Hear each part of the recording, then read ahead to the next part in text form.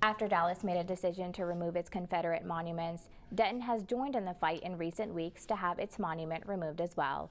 I went to the courthouse during a protest to speak with some activists about the issue. United will never be divided. The people united will never be divided.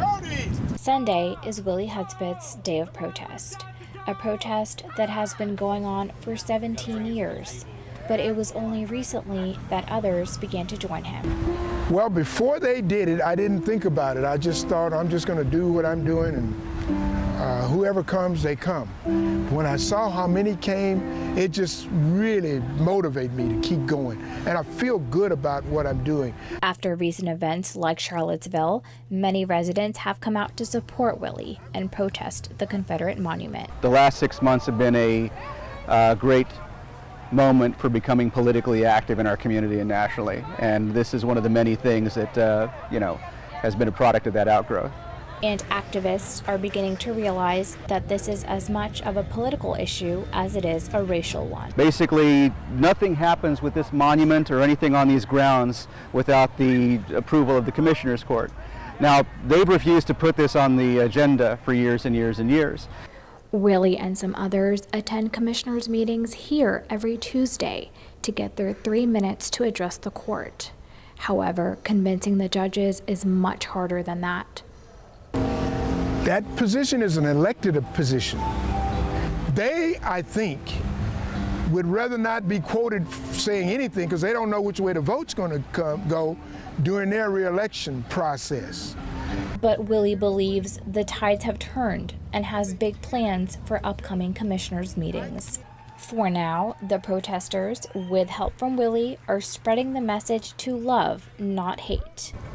Willie and his team are planning to address the Commissioner's Court with a possible compromise of having additional exhibits added to the grounds rather than a total removal of the monument. I will be at the Commissioners' meeting next Tuesday to find out more. Almost 2 weeks after Sharon Matthews' body was found, the community is coming together to grieve and make sense of what happened. The community is a mixture of like shock, anger, and sadness. It's disbelief. How could it happen? Why?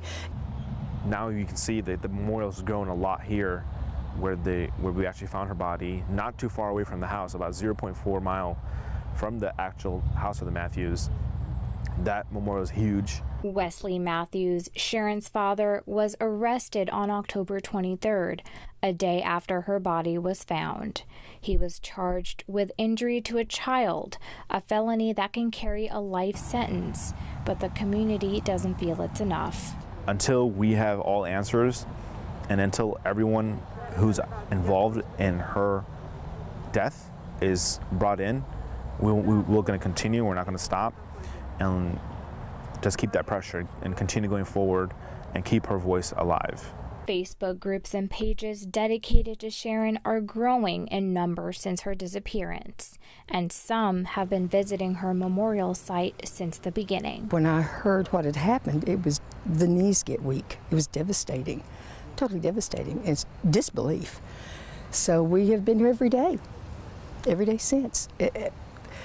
You really can't stay away for a day at this point. People from all over the Dallas-Fort Worth area are visiting both memorials and paying their respects. It's at all hours, and large groups at a time will come and stop by. But it's a constant flow of traffic, which is a beautiful thing because they're so sincere and everybody is so interested in this child. And they bring her little gifts, as you can see. Strangers who have nothing in common stand and mourn together.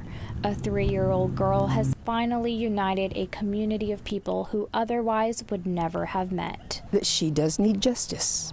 Somebody needs to pay for what happened to that baby.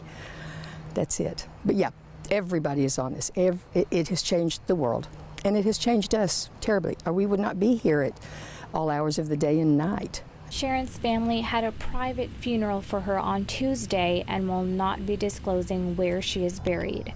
The community has plans of its own to organize an interfaith memorial service for Sharon, as well as ask the city to place a bench at the location where she was found.